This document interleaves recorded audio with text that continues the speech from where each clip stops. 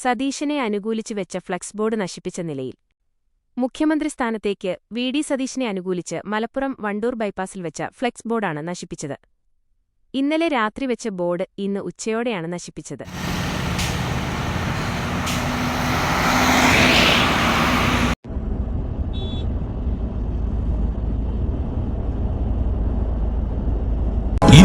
ലക്ഷത്തോളം സന്തുഷ്ടരായ ഉപഭോക്താക്കളും 2 ലക്ഷത്തോളം തിമിര ശസ്ത്രക്രിയകളും പൂർത്തിയാക്കിയ മലബാറിലെ ഏക കണ്ണാശുപത്രി Al Salama eye hospital, hospital road, Perinthalmanna.